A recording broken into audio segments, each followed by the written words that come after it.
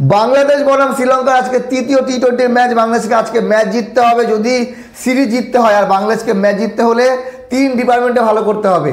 ভালো প্রথমে ব্যাটিং করতে হবে, ভালো ফিল্ডিং করতে হবে এবং অবশ্যই বাংলাদেশ যেতে ভালো সেরা বোলিং। বাংলাদেশ বোলিংয়ে সবসময় ভালো।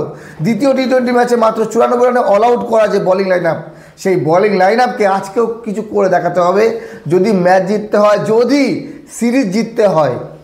বাংলাদেশের ক্যাপ্টেন লিটন কুমার দাস দ্বিতীয় টি20 ম্যাচ একা হাতে জিতিয়েছিল, প্লেয়ার অফ দ্য ম্যাচ হয়েছিল, রাতারাতি জিরো থেকে হিরো হয়ে গিয়েছিল।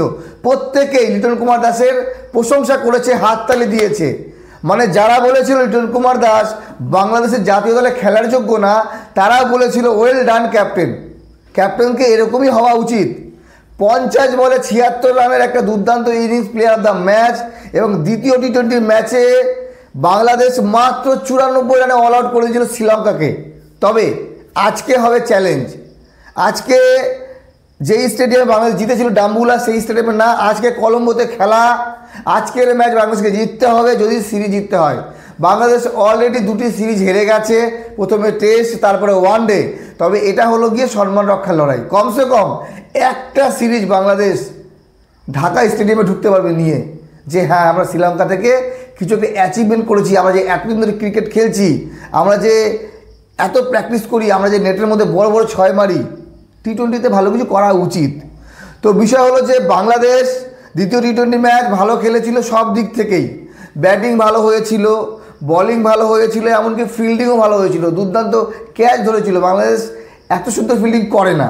তো কোনো একটা ম্যাচ জিততে গেলে প্রত্যেকের পারফরমেন্স দরকার।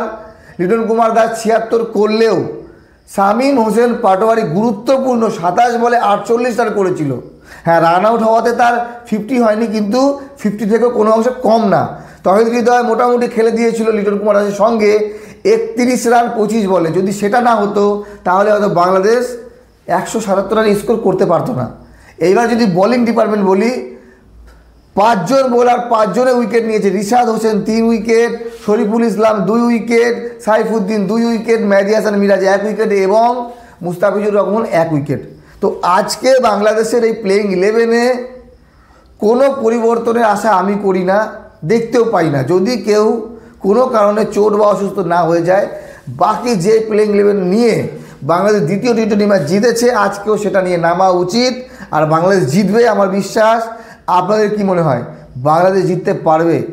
দেখেন, কে জিতবে কারা জিতবে এটা আমরা ম্যাচের পরেই সঠিক জানতে পারবো, কিন্তু মনে একটা আশা, মনে একটা ভরসা যেটা থাকে সেটা হলো এটাই যে বাংলাদেশ দ্বিতীয় ম্যাচে শ্রীলঙ্কার মনোবল যেভাবে ভেঙেছে, মাত্র 94 রানে অল আউট, এটা একটা অসম্ভব ব্যাপার মনে হচ্ছিল।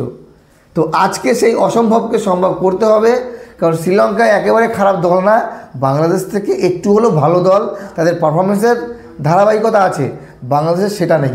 তবে আজকে বাংলাদেশকে জিততে হবে। অনেক অনেক শুভকামনা রইল বাংলাদেশ ক্রিকেট দলকে। ম্যাচ জিতুক, সিরিজ জিতুক এবং বাড়ি ফিরুক। আপনাদের কি মনে হয়? ভালো থাকবেন সবাই।